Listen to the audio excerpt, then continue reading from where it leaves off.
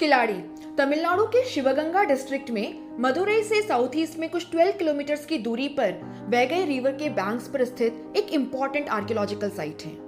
Archaeological survey of India के द्वारा 2014 onwards यहाँ पे जो एक्सकेवेशंस कैरी आउट किए गए हैं उनमें कुछ 7,500 आर्टिफैक्ट्स मिले हैं। कार्बन डेटिंग और स्पेक्ट्रोस्कोपी के बेसिस पे ये आर्टिफैक्ट्स 800 BCE से 600 BCE यानी कि तमिल हिस्ट्री के संगम पीरियड को बिलोंग करते हैं।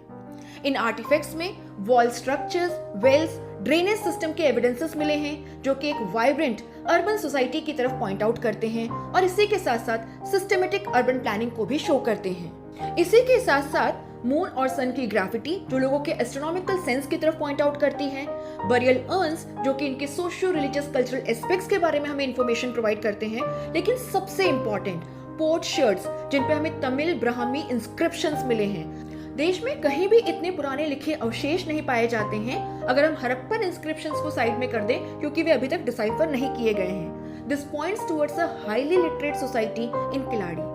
इसी के साथ साथ में आइवरी डाइज ये एक एलीट सोसाइटी के प्रेजेंस को मार्क करता है। कार्नेलियन बीड्स ये न केवल किलाड़ी के लोगों की हड़प्पन्स के साथ में सिमिलैरिटीज या ट्रेड की तरफ इंडिकेट करता है बल्कि इसी के साथ साथ में उनके ऑर्नामेंटल एंड एस्थेटिक सेंस को भी शो करता है।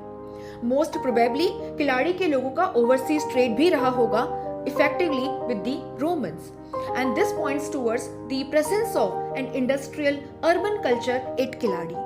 आयरन स्लैग का प्रेजेंस आयरन स्मेल्टिंग की प्रैक्टिस की तरफ इंडिकेट करता है। These findings at Kiladi have completely changed our understanding of history of this period.